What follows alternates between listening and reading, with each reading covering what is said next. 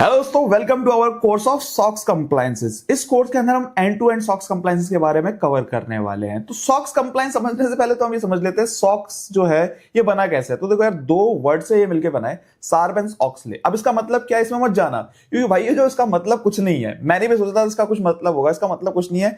But इसके अंदर क्या है, ये जो इनेक्ट हुआ था 2002 के अंदर हुआ था। तो उस समय जो कांग्रेस, यूएस के अंदर जो कांग्रेस है, उसके जो लोग थे, दो बंदे थे, एक का नाम था सार्बेंस, एक का नाम था ऑक्सले। उन दोनों ने अपना नाम मिलाया और बना दिया सॉक्स एक्ट, सार्बेंस ऑक्सले एक्ट। ठीक है, 2002। अब भाई देखो क्या होता है, ये जो एप्लीकेबल होता है सिर्फ यूएस बेस्ड जो लिस्टेड जो एंटिटीज हैं, जो पब्लिकली ट्रेडेड एंटिटीज हैं, उन्हीं के ऊपर एप्लीकेबल होता है, मोटा मोटा। ठीक है, उसमें से भी कुछ स्मॉल एंटिटीज हैं, उसके ऊपर भी ऐसी कुछ कंडीशंस होती हैं कि उसके ऊपर सॉक्स अप्लाई नहीं होता। ठीक है, या फिर कुछ ऐसी कंपनीज होती है जो अभी आईपीओ के लिए जा रही है, उनके ऊपर भी एप्लीकेबल हो जाता है। तो मोटा मोटा अगर मैं आपको बोलूं तो सिंपल सिंपल सा आप ये समझो कि जो भी वहां पे लिस्टेड कंपनीज हैं उसके ऊपर अप्लाई हो जाएगा। ठीक है, इफ एंड बट बाद में देखेंगे, ठीक है, थ्योरेटिकली बाद में पढ़ लेंगे, लेकिन उसके ऊपर अप्लाई हो जाएगा। नाउ इंडिया में क्यों एप्लीकेबल होता है कुछ कंपनीज के ऊपर? भैया ये तो आप बोल रहे हैं यूएस का लॉ है, यूएस एक्ट, मतलब यूएस के अंदर पास हुआ है सॉक्स एक्ट। ठीक है, तो ये इंडिया में क्यों एप्लीकेबल हो जाता है? तो देखो क्या होता है, यूएस की कुछ सब्सिडरीज होंगी, कुछ एसोसिएटेड कंपनीज होगी इंडिया के अंदर। हाँ जी, होगी। ठीक है, तो वो जो कंपनीज है, अब एसईसी वहां का जो, जैसे इंडिया में है ना सेबी, जो एसईसी वहां पर है, ठीक है, वो भैया ये बोलते हैं कि भैया जो भी तुम कंसोलिडेटेड हमको फाइनेंशियल सबमिट करोगे, ठीक है, वो सारा का सारा सॉक्स कंप्लायंस होना चाहिए। अब अगर आपको सॉक्स कंप्लायंस करना है तो यहाँ की जो इंडिया की सब्सिडरीज है उसका भी सॉक्स कंप्लायंस करवाना पड़ेगा। ठीक है, तो इसलिए क्या होता है, जो इंडिया के अंदर जो कंपनीज होती है यूएस बिजनेस की, जो इंडिया में ऑपरेट कर रही होती है, उनका भी सॉक्स कंप्लायंस होता है। तो इससे पहले अगर हम बात करें सॉक्स कंप्लायंस होता क्या, उससे पहले हम समझ लेते हैं ये कोर्स बेनिफिशियल किसके लिए रहने वाला है। तो सबसे पहली चीज, या तो अगर आप सॉक्स कंप्लायंस अपनी कंपनी में कर रहे हो, या तो यूएस के अंदर कर रहे हो, इंडिया में कर रहे हो, आप वहां पे एम्प्लॉई हो, ठीक है, सॉक्स कंप्लायंस इंश्योर कर रहे हो, तो भैया ये आपके लिए बेनिफिशियल रहने वाला है। या फिर अगर आप कंसल्टेंट हो और आप मल्टीपल क्लाइंट्स को सर्विसेज दे दो सॉक्स कंप्लायंसेस की, तो आपके लिए बेनिफिशियल ये कोर्स होने वाला है। ठीक है, या फिर आप इंटरव्यू के लिए प्रिपरेशन कर रहे हो, तो ये आपके लिए बेहतरीन कोर्स होने वाला है अगर आप इंटरव्यू के लिए जा रहे हैं तो, क्योंकि हम सारी चीजें एंड टू एंड कवर करेंगे जो कि एक इंटरव्यूअर पूछ सकता है। और उसको भी मद्देनजर रखेंगे कि जो जेडी जो होता है, जॉब जो रिस्पॉन्सिबिलिटीज होती है, जॉब डिस्क्रिप्शन जो होता है, उसके अंदर किस तरीके की क्या चीज डिमांड करी जाती है, उसको चीज को भी ध्यान रखा जाएगा। लेकिन ये पूरा कोर्स जो होगा वो प्रैक्टिकल बेस के ऊपर होगा कि प्रैक्टिकल में किस तरीके से क्या चीज एप्लीकेबल होती है। तो अगर मैं सॉक्स कंप्लायंसेस की बात करूं तो यार देखो, सिंपल सिंपल सी चीज है। यहां पर क्या है, जो सॉक्स एक्ट है ना, ये रिस्पांसिबिलिटी डाल देता है हमारे जो भैया है ना, सीईओ एंड सीएफओ, ठीक है, उनके ऊपर रिस्पांसिबिलिटी डाल देता है कि यार तुम लोग सर्टिफाई करो कि तुम्हारी कंपनी के अंदर सब कुछ सही चल रहा है, नहीं चल रहा, तुम्हारे कंट्रोल सही है या नहीं है। ठीक है, वो तुम सर्टिफाई कर दो बस। ठीक है, और ये रिस्पॉन्सिबिलिटी डाल दी। इससे पहले क्या था, 2002 से पहले क्या था, जब तक सॉक्स एक्ट नहीं आया तब उस समय रिस्पॉन्सिबल नहीं थे। भाई रिस्पॉन्सिबल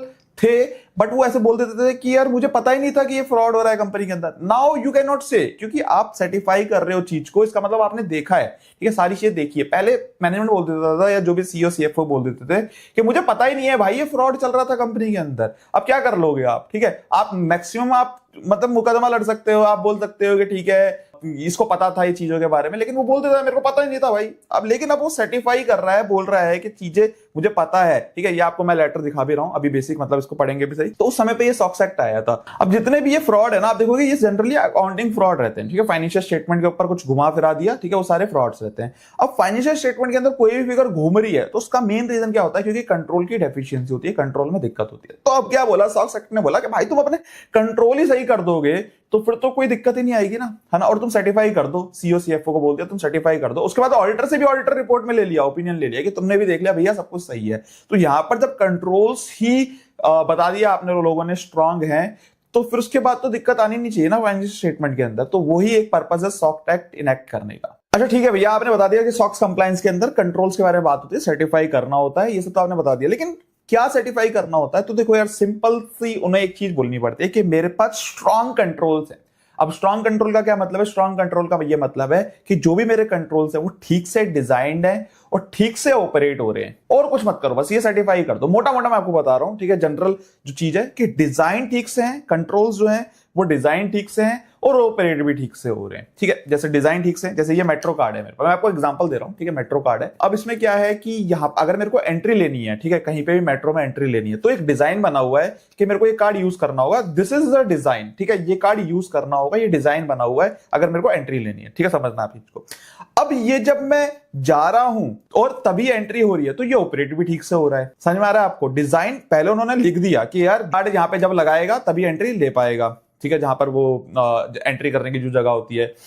लेकिन मान लो ये बिना कार्ड लगाए ही मैं एंटर कर जाता, ठीक है, तो क्या होता? तो उस समय पर डिजाइन तो ठीक से है लेकिन उसके अंदर ऑपरेटिंग इफेक्टिवनेस नहीं होती। एक मैं एग्जांपल और लेता हूं आप लोगों के साथ। एक मॉल के अंदर मैंने एंटर करा, वहां पर क्या था कि वहां पर उन्होंने एक डिजाइन लगा रखा था कि जो भी बंदा एंटर करेगा, ठीक है, तो वो सिक्योरिटी गार्ड के होते हुए ही एंटर करेगा, ठीक है।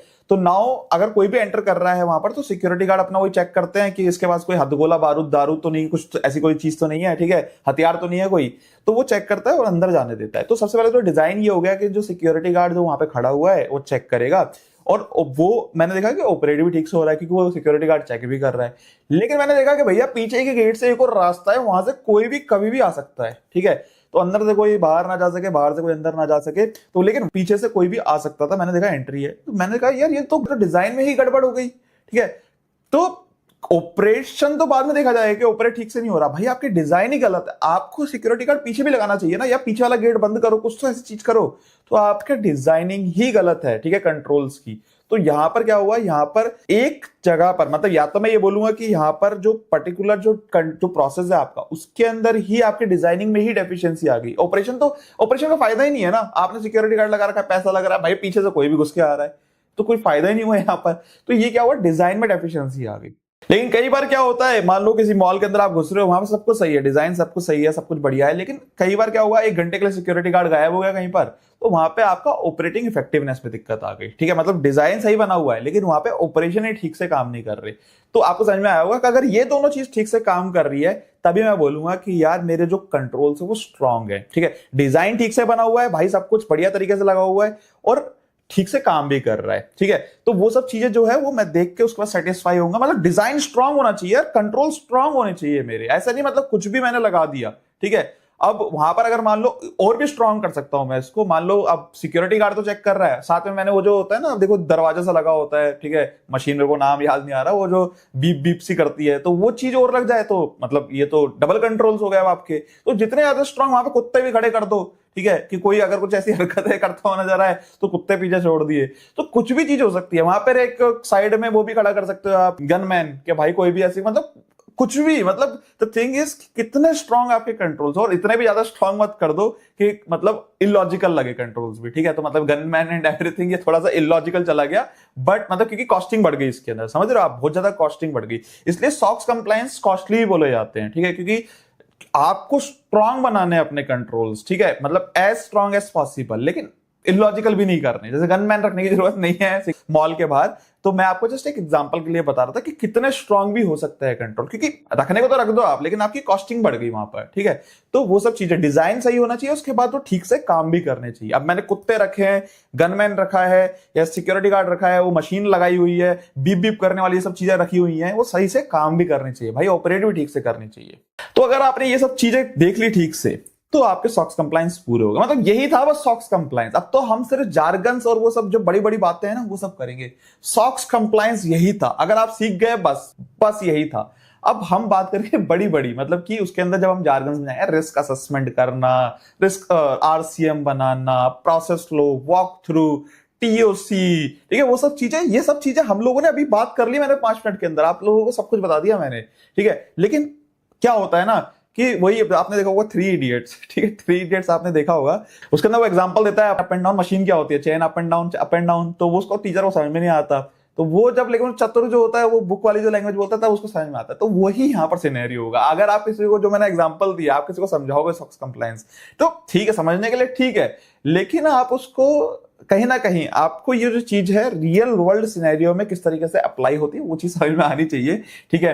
तो मतलब प्रैक्टिकली कैसे क्या चीजें होती है वो सब चीजें समझ में आनी चाहिए। सॉक्स कंप्लायंस होते हैं, कंट्रोल्स आपको मैंने बता दिया, स्ट्रॉन्ग कंट्रोल्स होने चाहिए, लेकिन किसके ऊपर भैया, फाइनेंशियल रिपोर्टिंग के ऊपर।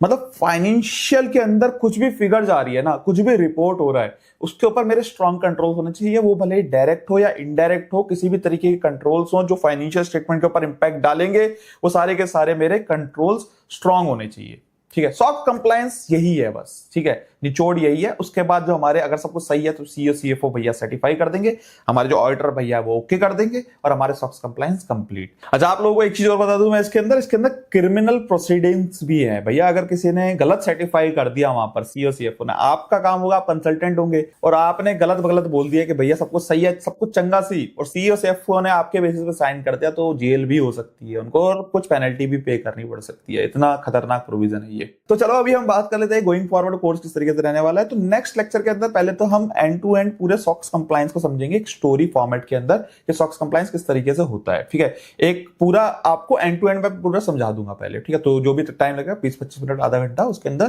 पूरा समझ लेंगे। उसके बाद फिर उन्हीं स्टेप्स को हम डिटेल में जाके समझेंगे कि कैसे कैसे क्या क्या चीजें होती हैं। बस ये चीजें हमें करनी है और जो जो इंपॉर्टेंट प्रोसेस होते हैं वो सारे प्रोसेस हम डिस्कस करने वाले हैं। तो चलो मिलते हैं नेक्स्ट लेक्चर के अंदर। Thank you so much.